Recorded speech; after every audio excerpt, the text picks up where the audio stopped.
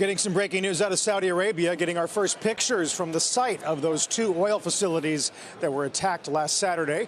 Our Hadley Gamble joins us now live on the ground. She's currently on a tour of the Aramco facilities and has the latest. Hadley?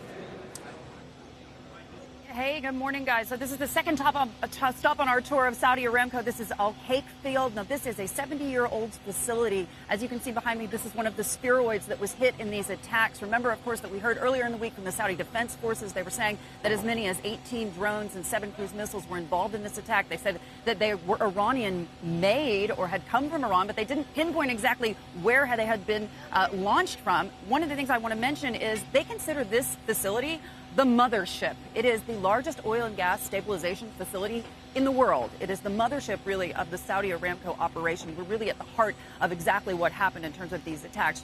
Remember, of course, a spheroid like this one, they were explaining to us in terms of the fires. If you don't get the fires that we saw after those explosions, after those terror attacks, under control within the first 15 to 20 minutes, they said that the damage that those attacks had inflicted would have basically been irreparable, and that it was just mainly due to the immediate emergency response force in terms of pointing the hoses directly at these sphericals, that they were able to get those fires to such a level that the entire facility wasn't actually destroyed. The fires themselves, after those massive explosions that we saw that video from over the weekend, those weren't completely out for at least 7 hours, but they said it was the critical ability to get at those flames in that first 15 to 20 minute period that allowed them really to be able to save so much of the infrastructure of this facility. Remember, of course, we're talking about 5.7 million barrels per day that were knocked immediately offline here. Already, this facility is back up to 2 million after the weekend was complete. They had managed to get things back on track, at least enough to do that.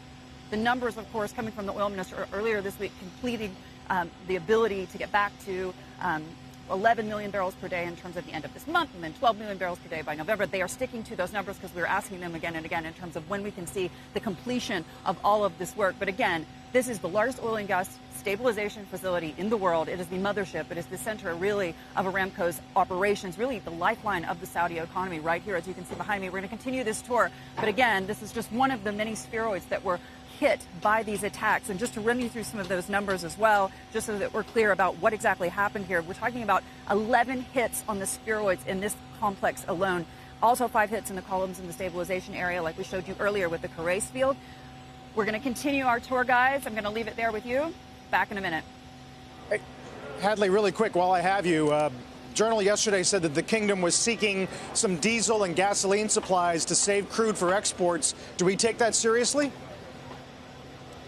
I've heard that behind the scenes. I haven't yet had that confirmed. As soon as I do, you guys will be the first to know. But certainly, it was expected, the conversations that we had in the last few days, particularly after the back of that press conference with the oil minister, that the fact that they have such a large amount of capacity was going to be able to pad them out for the coming months as well. So something definitely to keep in mind.